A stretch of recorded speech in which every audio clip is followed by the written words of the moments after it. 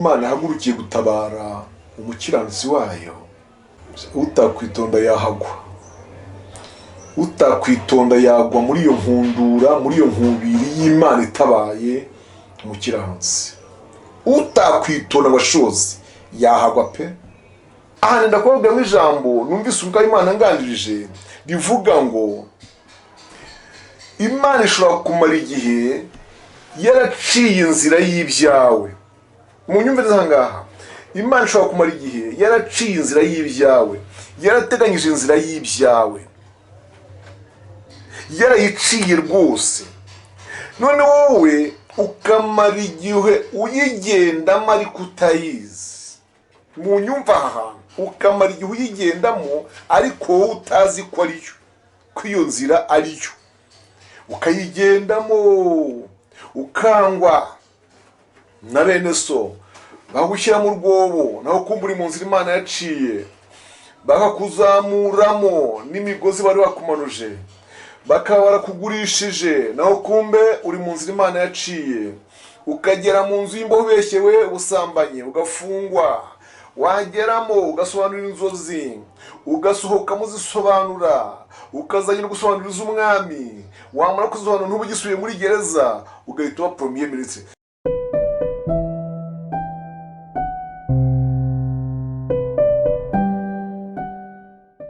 Bakunzi b'Iyobokamana TV, twongeye kubaramutsa mu izina rya Kristo Yesu umwami wacu, tunashimira Imana iduhaye umwanya mwiza wo kuba imbere yayo no gusangira ku ijambo ryayo yaduhaye. Nk'uko bisanzwe muri kumwe na Pastor Michel Zigirinshuti, reka dusengere uyu mwanya tugiye kwinjiramo rero. Imana Data wa twese, se w'umwami wacu Yesu Kristo, Imana nyiribihe, Imana itegeka byose bikakumvira, turagushimiye muri kino gitondo, turagushimiye uyu mwanya uduhaye. Ndagushimiye ko twongeye kugera muri wa mwanya w'ijambo ryawe, nicyo tuzigamiye, nicyo dusigarije kugira ngo tugukorere mu gihe gisa n'iki. Sengeye ubwoko bwawe bagiye gutega amatwi ijambo ryawe, nanjye kandi ndasenze mucoboze umwuka w'imbaraga, umwuka w'ubwenge abe kuri jyewe, abe muri jyewe, maze anshoboze kugaburira ijambo ryawe. Ndagushimiye ko twese tugiriraho umugisha mu izina rya Yesu Kristo umwami wacu, amen. Ndagira ngo dutangire dusoma ijambo ry'Imana mu gitabo cya kabiri cya Mose cyitwa Kuva, ibice byaho 14. Ndashaka gusoma mere ku murongo wa 15. Uwiteka abaza Mose ati, ni iki gitumye untakira? Bwira Abisirayeli bakomeze bagende. Nuko nawe umanike inkoni yawe, urambure ukuboko hejuru y'inyanja uyigabanye, Abisirayeli bace mu nzira, bace mu nyanja hagati nko ku butaka. Nanjye ndanangira imitima y'Abanyegiputa bajyemo babakurikire, mbone kwihesha icyubahiro kuri Farawo no ku ngabo ze zose, no ku magare ye, no ku bahetswe n'amafarashi be. Abanyegiputa bazamenya ko ndi Uwiteka nimara kwihesha icyubahiro kuri Farawo no ku magare ye, no ku bahetswe n'amafarashi be. 21.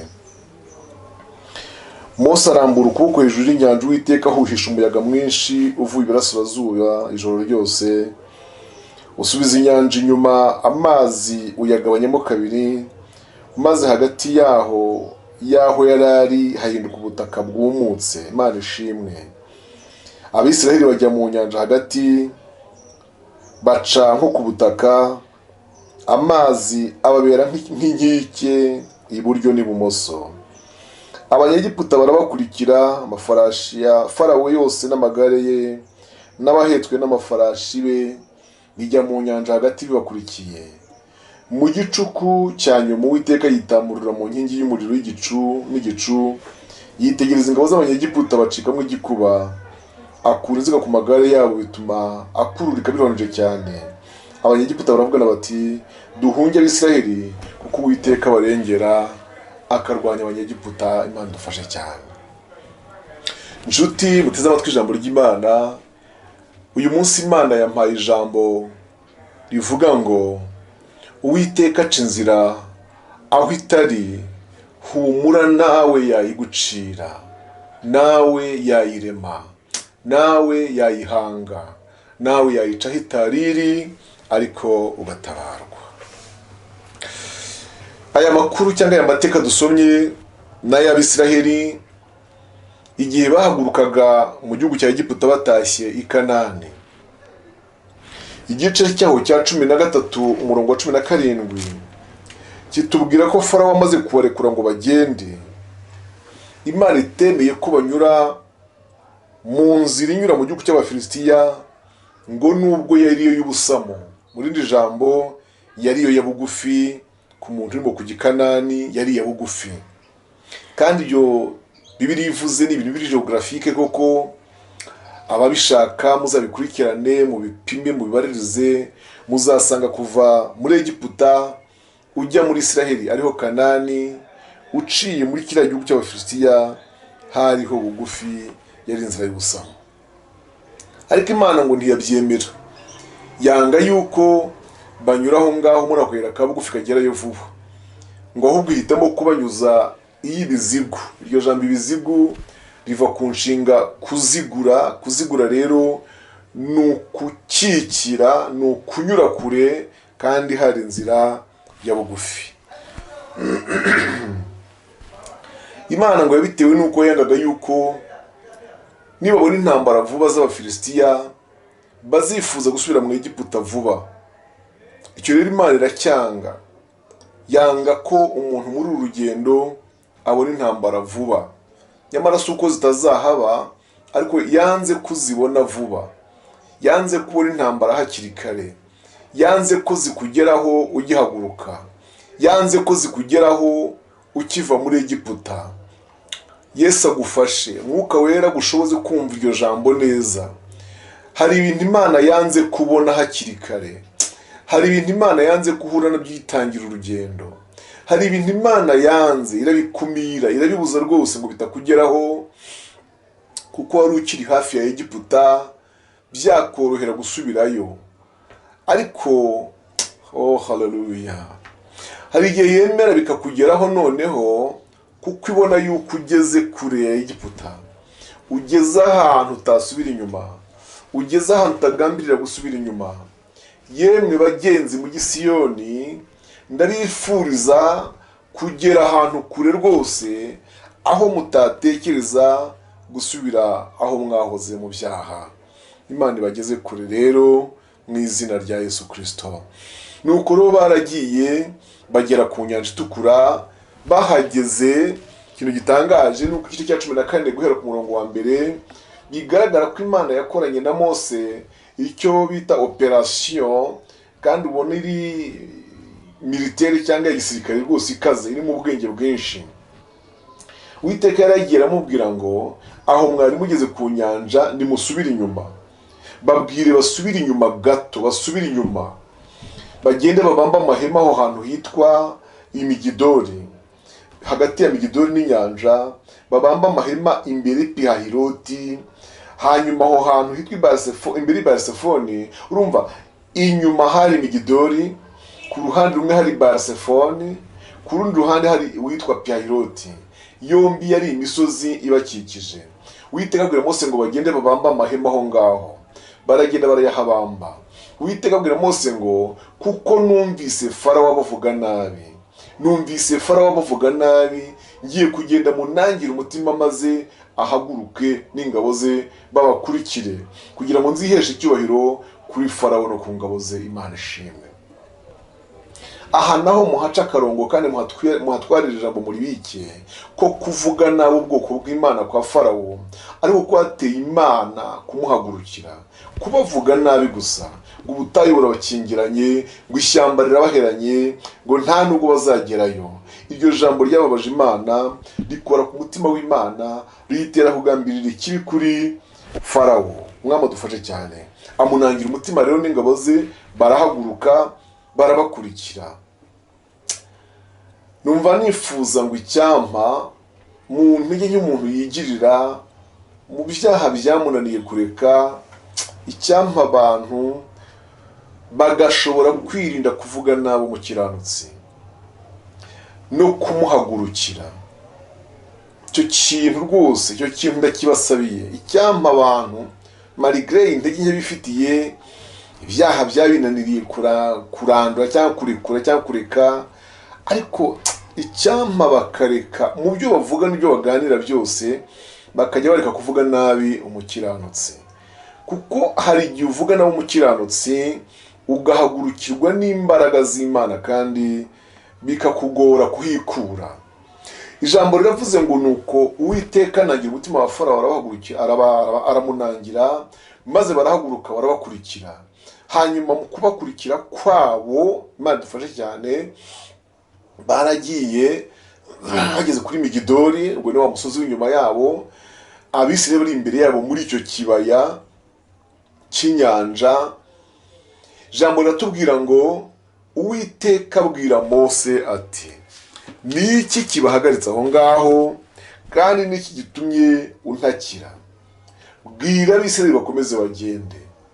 Bivuga ngo ya Mana yavuze ngo nimugaruke inyuma, mubamba amahema imbere ya Migidoli, hagati ya Migidoli n'inyanja, muri icyo kibaya niho ngiye kwigaragariza. Niyo yongeye kuvuga ngo ngaho nimuhaguruke mugende. Baragenda begera inyanja. Barimo begera inyanja, ijambo riratubwira ngo begereye inyanja, Uwiteka akomeza kunangira umutima wa Farawo, barabakurikira, barabegera. Ariko mu kubegera kwabo, Imana yica inziga z'amagare yabo, ubwo ni amapine, maze aratoboka, akururika biruhanije cyane, bakesha ijoro ryose batabashyikira, kandi hagati yabo n'Abisirayeli n'intambwe ntoya cyane, bashobora no kubica uwo mwanya. Ariko Imana ikora ityo kugira ngo iryo joro rike ikoze igitangaza. Nibwo yabwiye Mose rero ngo narambura inkoni ye hejuru y'inyanja. Iyo ni ya nkoni yayikoresheje ibimenyetso mbere yo kumutuma mu gice cyaho cya 3 n'icya 4. Imana ishimwe. Ayirambuye hejuru y'inyanja, kuyirambura gusa, inkoni ayirambuye hejuru y'inyanja. Muyumve namwe inkoni umuntu yitwaje, si uvuga ko yareshyaga n'inyanja mu byo mwita wenda umurambaro wayo, diametre. Ntabwo yareshyaga n'inyanja habe na kimwe cya kangahe, ariko kubera ko iyo nkoni gusa Uwiteka yayivuzeho. Imana nishimwe, haleluya. Imana iduha ibikoresho muri uyu murimo. Imana iduha ibikoresho, bene data, iduha ibikoresho byo gukoresha uyu murimo. Ngo akirambura inkoni hejuru y'inyanja, amazi yagabanukamo kabiri. Ngo bitewe n'umuyaga Imana ihuhishije uvuye iburasirazuba, urahuha, maze inyanja ivurira mu ruhande rwo haruguru. Iragenda iravura. Biva kuvura n'inshinga ibyara ikivuge cyangwa se ikivuguto. Iravura, irakomera. Uko gukomeye ihinduka ngo ibahindukira inkike. Ikindi Imana yakoze gitangaje, aho hasi mu mazi, aho amazi avuye, uwo mwanya hamera nk'ubutaka bwumutse, bahambukira nk'ahumutse. Hanyuma Abanyegiputa bagerageje kubakurikiramo, ubona amagare n'amafarashi byose birangiriramo. Imana idufasha cyane. Ngiyi nzira ya mbere Imana yaciye, yiciriye Abisirayeli mu nyanja itukura. Haleluya. Igishimishije nuko uriya murongo twasomye uragaragaza ko ukurikije uko bahagurutse n'ukuntu Imana yabangiye kunyura inzira ya bugufi, birerekana ko Imana yari izi icyo izakora hariya hantu, aho bizaba bikomeye yari izi icyo izakora. Yanzi ya bugufi yego, ariko na hariye kure Imana yari izi icyo izakora. Izina ry'Imana nirishimwe cyane. Inzira ya kabiri yayiciye muri Yorodani, Yosuwa igice cya 3. Ahangaha Imana ica inzira muri Yorodani kwari kugira ngo bambuke bajya i Kanani noneho, kuko nyuma yo kwambuka inyanja itukura, aha ndagira ngo nsobanurire abateze amatwi ko nyuma yo kwambuka inyanja itukura bakomeje guhura n'ubuzima bugoye. Bahuye n'ubutayu bwa Sini, bahuye na za Refidimu, nibwo bageze kuri za Sinayi, barakomeza. ahantu henshi tarondoye. Ingando rero ya nyuma cyangwa inkambi ya nyuma barayemwo nahitwa Ishitimu. Aha rero Ishitimu bahageze batakiyobowe na Mose, ahubwo bari bayobowe na Yosuwa. Dusome rero igice cya 3 cya Yosuwa, mwumve uko kitubwira umurongo wa 1 kugera ku 5. Dusome. Bukeye Yosuwa azinduka kare mu gitondo avana Ishitimu, n'Abisirayeli bose bagera kuri Yorodani barara batambutse. Iminsi 3 ishize abatware banyura mu ngando bategeka abantu bati, nimubona isanduku y'isezerano ry'Uwiteka Imana yanyu ihetswe n'Abalewi ari bo batambyi, muzahere ko muhaguruke aho muri muyikurikire. Ariko hagati yanyu nayo hazaba intera y'imikono 2,000, ntimuzayegere kugira ngo mumenye inzira mukwiriye gucamo, kuko ari nta bundi mwigeze guca muri iyi nzira. Maze Yosuwa abwira abantu ati, nimweze kuko Uwiteka ejo Uwiteka azakora ibitangaza muri mwe. Nyuma Yosuwa abwira abatambyi ati, nimuheke isanduku y'isezerano mubanziriza abantu kwambuka. Nuko baheka isanduku y'isezerano bajya imbere y'abantu. Uwiteka abwira Yosuwa ati, uyu munsi ndatangira kugukuza mu maso y'Abisirayeli, kugira ngo bamenye yuko ndi kumwe nawe nkuko nabanaga na Mose. Ariko bwira abatambyi bahetse isanduku y'isezerano uti, nimugera ku nkombe ya Yorodani mumanuke muhagararemo. Imana ishimwe. Haleluya. Mose amaze gupfa, nkuko Imana yamubwiye ngo agiye gupfa, mu gice cya 14 no 15, Imana yamubwiye ngo azane Yosuwa, Imana imwihanangirize mu rindi jambo imutongere cyangwa imuha amabwiriza y'umurimo agiye gusigarana. Aha rero impamvu havuze ngo Uwiteka aramubwira ngo uyu munsi ndatangira kugukuza, Yosuwa amaze gusimbura Mose, hashize iminsi bataramwumva. Abisirayeli bataramwumva rwose, bataramwubaha, bataramutinya. Igitinyiro cyose n'urukundo rwose bikiri kuri ku musaza wabo Mose, wabayoboye iriya myaka yose y'ubutayu, kandi mu by'ukuri yabayoboye neza, yitwa ngo bita Consolateur cyangwa umuhoza. Aha rero Imana ibwira Yosuwa iti, nawe ndatangira kugukuza uyu munsi, mbamenyeshe abateze amatwi ijambo ry'Imana ko inyanja itukura Imana yiyubahirijeho Mose, niyo Imana yamwubahishije. Ariko Imana yari ibizi ko Yosuwa we uzamusimbura izamwubahishiriza kuri Yorodani. Mwumve neza ahangaha rero, umuntu wese ugiye mu mwanya runaka uko Imana ishaka, ari Imana ibishatse, uwo muntu Imana ibifite ikintu izamwubahishirizaho. Autrement dit, mu yindi mvugo, ibifite ikintu izamwemeresha abantu bakamwemera. Izina ry'Imana ririshimwe cyane. Noneho biratubwiye ngo Uwiteka abwira Yosuwa ati, hagurukana n'Abisirayeli bose muve Ishitimu mugende mugere kuri Yorodani, niho nzakubahishiriza.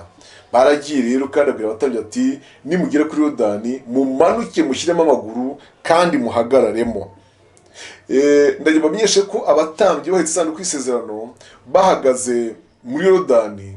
Yorodani yarigabanije ndetse nayo irumuka, nayo bayambukira ahumutse, ku buryo Uwiteka nababwiye ngo batoranyemwo amabuye 12, buri muryango wose utoremwo ibuye rizaba urwibutso. Izina ry'Imana nirishimwe cyane. Nshuti mwene data amatwi ijambo ry'Imana, mu nyanja itukura ntabwo Imana yemeye ko batorwamo amabuye, kandi naho hari humutse. Ariko kuri Yorodani ibategetse kuritoraguramo. Muzi impamvu? Nuko ariyo nyanja ya nyuma cyangwa niwo mugezi wa nyuma bambutse. Ntabwo Imana ishobora kukwemerera gutoragura ibuye ry'urwibutso kandi imbere hakiriyo ahandi uzamuka. Ashwi. Icyo bibuka ku nyanja itukura nuko abanzi babo barangiriyemo bose n'amagare n'amafarashi. Urwo ni urwibutso. Ariko muri Yorodani ho nta mwanzi waguyemo. Oya, batoraguye amabuye gusa barayambukana.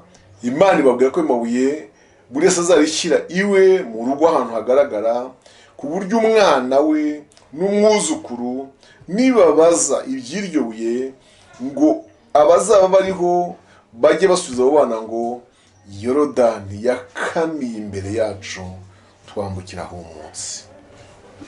Nshuti yanjye unteze amatwi, igihe kigiye kuzagera nawe Imana igucira inzira. Haleluya, haleluya, haleluya. Igihe kigiye kugera Uwiteka gucira inzira y'ibintu umaze iminsi urwana nabyo, usengera, warabuze inzira rwose, nta cyerekezo ubona, utabona ahantu bizanyura. Muri kamere y'umuntu wese niko ateye, cyane cyane abasenga nibo mvuga ubwo ngubwo. Iyo usenze Imana ufite ibikurije bikugoye, akenshi ukunda gutekereza uganisha ibitekerezo aho wibwira hazava igisubizo.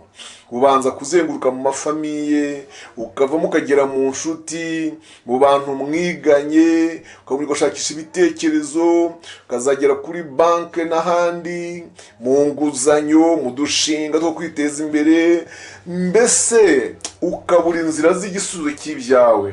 Ariko ngufitiye message uyu munsi ivuga ngo Uwiteka Imana yaciye inzira z'abariya, nawe igiye gucira iyawe.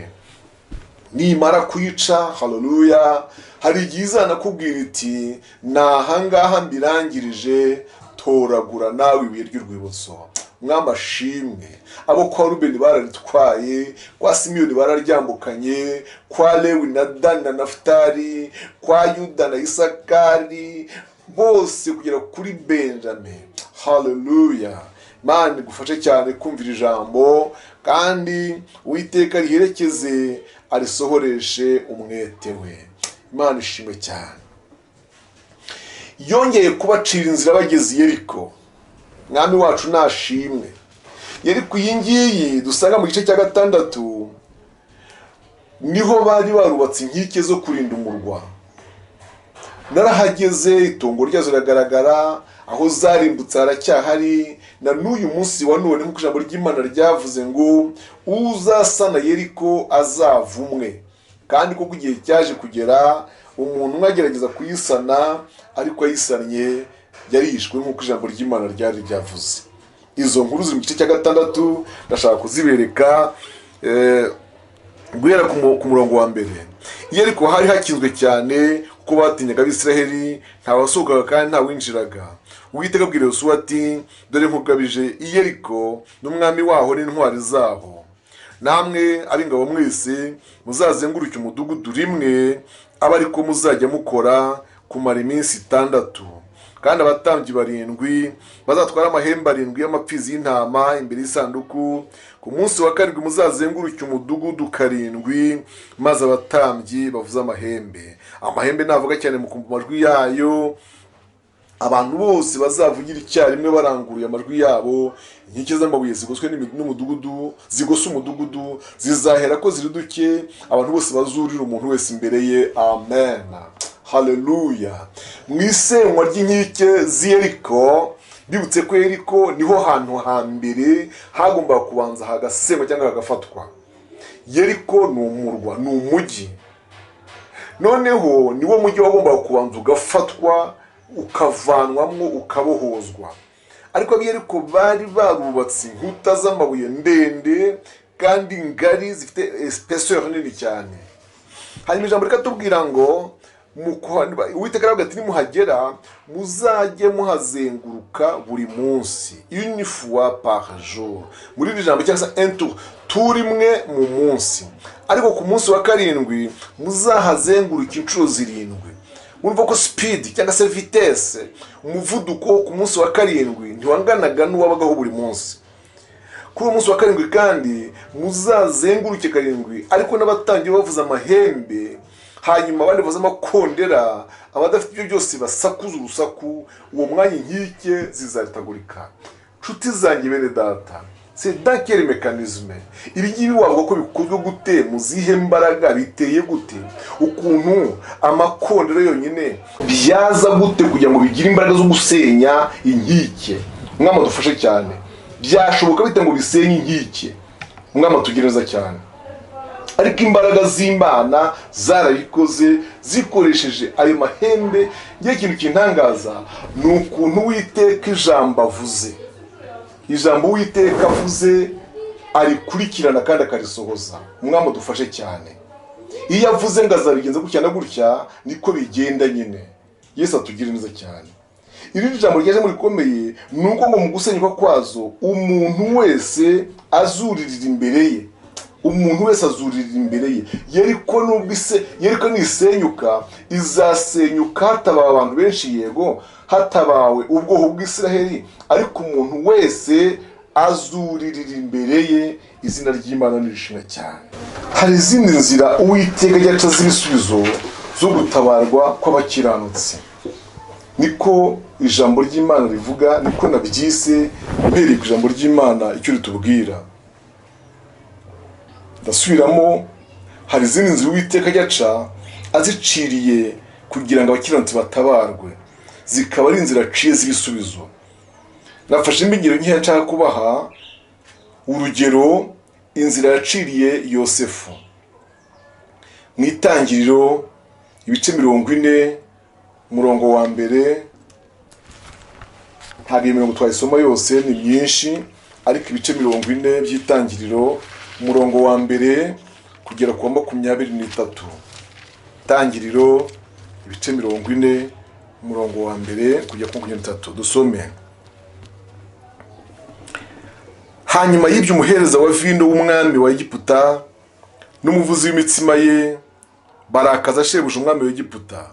Farawo arakarira abo batware be bombi, umutware w'abahereza ba vino n'umutware w'abavuzi b'imitsima, abanirishiriza mu nzu y'imbohe iri mu rugo rw'umutware w'abamurinda, aho Yosefu yakingiraniwe. Umutware w'abarinda umwami abarindisha Yosefu ngo ajye bakorera, bamara igihe bari mu nzu y'imbohe. Ndashaka gusimbuka gatoya nkagera ku murongo wa 9. Maze umuhereza wa w'ibice 41 ariko 41 umurongo wa 9. Maze umuhereza wa vino mukuru abwira Farawo ati, uyu munsi ndakwibutsa ibyaha byanjye. Farawo yarakariye abagaragu be, andindishiriza mu nzu y'umutware w'abamurinda, nge n'umuvuzi w'imitsima mukuru. Turotera ijoro rimwe twembi, turoteza zisobanurwa ukubiri. Twari kumwe n'umuhungu w'umuheburayo, Imana ishimwe, umugurano w'umutware w'abakurinda. Tumurotora inzozi zacu, arazidusobanurira, asobanurira umuntu wese nk'uko inzozi ze ziri, kandi uko yabidusobanuriye niko byasohoye. Farawo yansubije mu butware bwanjye, wa wundi aramumanika. Umwami dufashe cyane. Inshuti bene data, ahantu harimo isomo rikomeye cyane. Amateka ya Yosefu ni maremare kandi murayazi, sinshaka kuyavugaho yose, bamwe murayazi. Sinabona umwanya wo kwinjiramo yose, kiretse ari cyo kintu twagambiriye kuganira. Noneho icyo biri tubwira nuko Yosefu amaze kugurishwa na bene se, reka mpera aho ngaho, amaze kugurwa n'uwitwa Potifari, amaze kumugeza mu rugo muka Potifari akamubeshyera ko yamusambanyije, yamufashe ku ngufu, byaramuhamye arafungwa. Iki kintu cyarantangaje cyane, byaramuhamye arafungwa. Ibaza kugira ngo bimuhame kandi atari byo, biramuhama arafungwa. Naho kumbe gufungwa kwe kwari gufite impamvu y'Imana ikomeye cyane. Naho kumbe aho hanafungiwe harimo abandi izindi mfungwa, ariko harimo n'izi ngize ebyiri zifunzwe n'umwami Farawo. Mbibutse ko Yosefu we ubwo yarafunzwe na Potifari, umutware w'abamurinda. None izo mbohe zindi ebyiri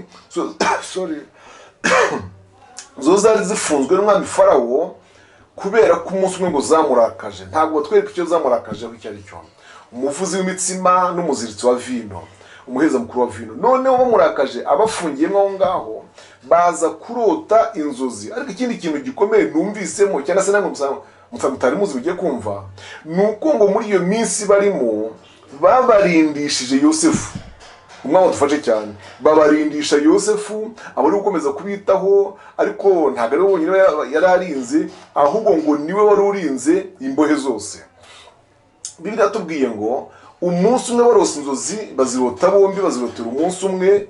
Mu kuziganiriza Yosefu arazibasobanurira, kandi ngo uko yazibasobanuriye aba ariko bigenda koko. Umuhereza wa vino arafungura gusubira mu mirimo ye, noneho umuvuzi w'imitsima we afunguwe aricwa nk'uko Imana yari yabihishuye, cyangwa umukozi w'Imana Yosefu yabisobanuye. Umurongo wa 9 rero tubwiye ko ngo umunsi umwe Farawo nawe yarose inzozi, arizo zo mu gice cya 41 nyene, kandi zamuhagaritse umutima, kandi zamushobeye yayukiza usobanura. Wa wundi Imana yafunguye ikamufungura yari afunganywe na Yosefu, ngo azisobanurira, abwira umwami ati ndajya nkubwire ko cyagiye nari mfunzwe, twarose inzozi umunsi umwe, kandi umukozi w'Imana umugorano w'umuheburayo wafunzwe n'abakurinda aradusobanurira, kandi uko yatubwiye ko zagenze. Imana iratangaje bene data. Muri iri jambo ubwo buhamya uyu muhereza wa vino amuhamirije, aba ari bwo butuma Yosefu afungurwa, agenda agiye kurotora inzozi za Farawo. Aha ndakubwira mu ijambo numvise uko Imana ngandirije rivuga ngo Imana ishobora kumara igihe yaraciye inzira y'ibyawe. Mu nyumvire zangaha, Imana ishobora kumara igihe yaraciye inzira y'ibyawe, yarateganyije inzira y'ibyawe, yarayiciye rwose. None wowe ukamara igihe uyigendamo ariko utayizi. Mu nyumva aha, ukamara igihe uyigendamo ariko wowe utazi ko ariyo, ko iyo nzira ariyo, ukayigendamo ukangwa na bene so, bagushyira mu rwobo naho kumva uri mu nzira Imana yaciye, bakakuzamuramo n'imigozi bari bakumanuje, bakaba barakugurishije naho kumbe uri mu nzira Imana yaciye, ukagera mu nzu y'imbohe ubeshyewe ubusambanye, ugafungwa, wageramo ugasobanurira inzozi, ugasohokamo uzisobanura, ukazajya no gusobanuririza umwami, wamara kuzisobanura ntubugisubiye muri gereza, ugahita uba premier ministre. Ibi bintu byose mu byumve ni urugendo rurerure rw'imibabaro, ariko ruri mu nzira waciriwe. Haleluya. Donc uri mu nzira waciriwe, iyo ni inzira yawe. Yesu atugirereza cyane, Yesu atugirereza cyane, kugeza umunsi umwami ubwe yavuze ngo ariko ubu tuzabona hehe umuntu umeze nk'uyu uri mu mwuka w'Imana zera. Imana nishimwe. Reka nsoze mvuga ku nzira Imana yaciriye Moridekayi n'Abayuda. Iyi nzira ye gusorezaho ni inzira Imana yaciye inyuze mu gasuzuguro ka Vashiti. Yanyuze mu nzira z'agasuzuguro ka Vashiti, c'est-à-dire agasuzuguro ka Vashiti kabaye inzira yo gutabarwa kw'Abayuda, ariko ku buryo bo batari babizi, ntabyo bari bazi. Dusomye izo nkuru muri Esiteri, reka duhere mu gice cya mbere cya Esiteri, umurongo waho wa 18 n'uwa 19. Esiteri igice cya mbere umurongo wa 18 n'uwa 19. Ndetse uyu munsi abatwarekazi b'Ubuperesi n'Ubumedi nibumva ibyo umwamikazi yakoze, nabo niko bazagira abatware b'umwami bose. Nuko roho hazabaho agasuzuguro kenshi n'uburakari. Umurongo wa 19. Umwami niyemera inama ategeka itegeko ry'umwami, maze ryandikwe mu mategeko y'Abaperesi n'Abamedi rigiye guhindurwa, yuko Vashiti atazongera kugera imbere y'umwami Ahasuwerusi, kandi n'icyubahiro cye cy'ubwamikazi agihaye cyangwa gihawe undi umurusha ingeso nziza. Yo yemwe bene data.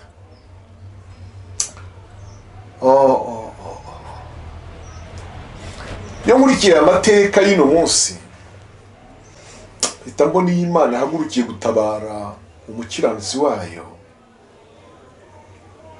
utakwitonda yahagwa, utakwitonda yagwa muri iyo nkundura, muri iyo nkubiri y'Imana itabaye umukiranutsi. Utakwitonda abashozi yahagwa pe. Nimwibaza ko ibi bintu bene data byabaye ku munsi mukuru icyo mwita anniversaire. Mu munsi mukuru anniversaire wenda bahuje amavuko, bahuza n'iya mariage, umwami yanezerewe, afite abatumirwa, yarabyengeye, barabibagiye, batetse. Nimwibaza kugira ngo ikintu nk'icyo kirimo ibirori, kirimo umunezero gutyo, aba ari Imana ikubitiramo umuntu witwa Vashiti. Imukubita igamije iki? Gushaka inzira y'igisubizo cy'Abayuda na Esiteri. Bibiliya iratubwira ngo noneho haza kugera igihe umwami amaze kunezezwa na vino, ntabwo bavuga ko umwami yasinze, ni ikosa. Bamaze kwishimira vino, amaze kunezerwa, yumva ashatse guteta. Ashatse guteta yarahamagara umugore we Esiteri, bambe Vashiti. Ati Vashiti, ngwino uramutse abantu, ngwino nkwerekane, ngwino nkumurikira abantu, nerekane ubwiza bwawe, ngwino umugore wanjye nkunda, amubyinira mu bibyiniro bitandukanye. Ariko ngo Vashiti, ni ikintu gitangaje cyane nshuti zanjye. Vashiti ngo ibyo bintu arabisuzugura, Vashiti abifata nk'ibidakomeye, ngo ahakanira intumwa zose umwami arimo kumutumaho. Nimumubwire mutarimo ariganira n'abandi bagore yewe, nimumubwire mutarahuze, nimumubwire muti ntacyo wabuze muri serivisi, nimumubwire muti abashinzwe kuguhereza ntaguhereje ntacyo wabuze. Mubwire ko arimo yiganira n'abandi badamu, dore ko iyo umaze guhaga, uguwe neza, ushaka guteta no kudabagira aramwangira. Naratangaye. Muri wa mutima wari wishimye, ngo uwo mwanya hazamukamo uburakari, umujinya, ngo kugeza ubwo abantu bose bari mu birori babibonye, barabibona pe, babona ko umwami ababaye, ko umwami arakaye.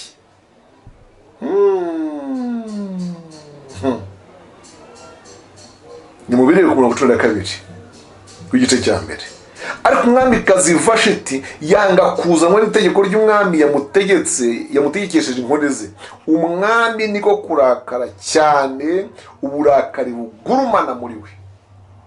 Ibaze kurakara bene burakari ku munsi w'ibirori byawe, kuko hamagaye umugore gusakanga kukwitaba. Nizere ko abadamu hari ikintu mwumvise mahanga, mwabagore mwe nizere ko ari cyo mwumvise ahangaha. Kuganduka kuragenda kuba gukeya kubera imyanya runaka, kubera icyubahiro runaka Imana yagiye ibaha, kubera ubutunzi Imana yagiye ibaha. Kugandukira abagabo kuragenda kuba gukeya rwose. Icyo tuzakivuga mu mwanya wacyo. Ariko ndatangazwa nuko uwo mwanya umwanditsi witwa Memukani azana urwandiko imbere y'umwami rurambuwe, avuga ati nyakubahwa, emeza itegeko risinywe, kuko nutabikora abagore b'abatware bose nibava ntawe uzabakira. Abagore bose baramutse babaye nka Vashiti, ntabwo twazava se tukashyirwa nande. Byamera nka wa mwera waturutse bukuru ngo bucya wakwiriye hose. Fata icyemezo gihamye nyakubahwa, turabona umugore arakubabaje, umugore arakurakaje mu munsi mukuru, fata icyemezo. Umwami bararisinye, hemezwa yuko bagiye kumushakira undi mukobwa urusha ingeso nziza Vashiti. Yemwe nshuti zanjye, nyamara umuntu ukurusha ingeso nziza yaboneka. Nyamara Imana ishobora kubona umuntu ukurusha ingeso nziza urebye nabi. Mwama dufashe. Noneho ngo itegeko riragenda rirubahirizwa, bahera mu nzego zo hasi bagenda bazamuka isibo, umudugudu, akagari, birazamuka umurenge, birazamuka akarere, bigera ku ntara no ku rwego rw'igihugu. Esiteri aba arabonetse. Haleluya.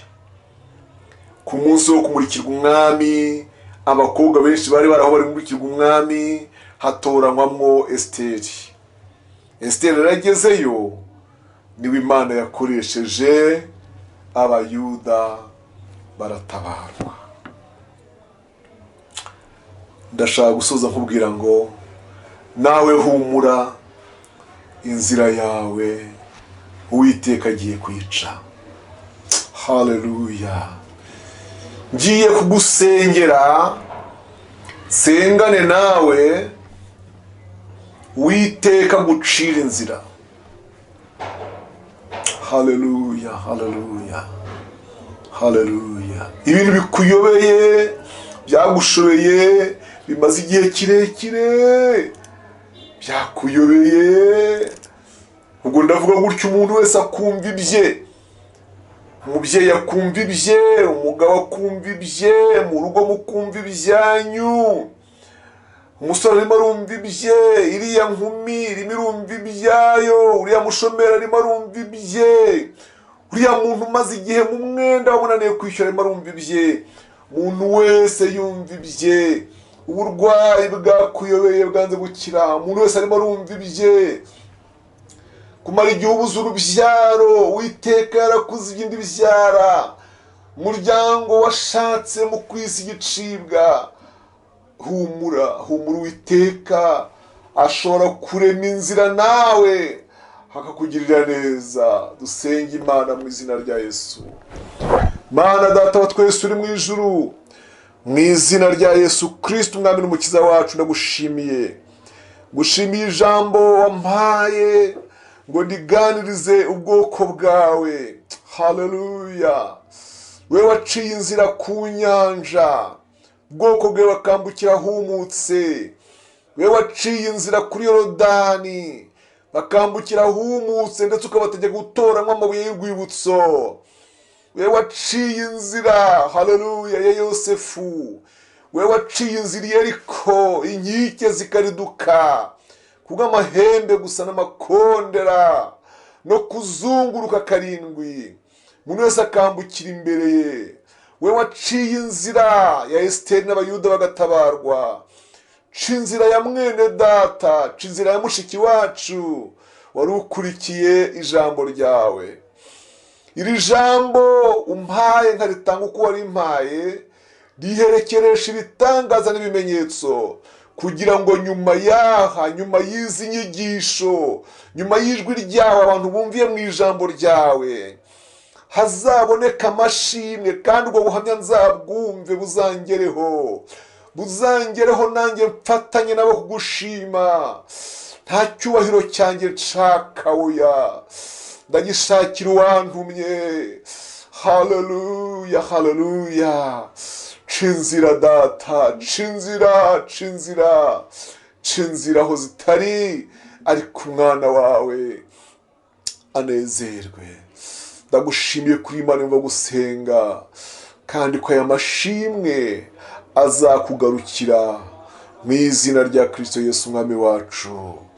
Amen, amen. Mwari kumwe na Pastor Michel Zigirinshuti. Ndagira ngo zoze mbaha nimero kugira ngo hari abazashaka kumpa ubuhamya kubw'ibi bintu Imana ibinyujije mu kanwa kanjye. Hari abazashaka ko dusangira tugafatanya ayo mashimwe kuyashimira Imana. 0788 47 00 Hari abazashaka kungisha inama, kugira ibyo basobanuza, nkuko ngenda nakira abatari bake.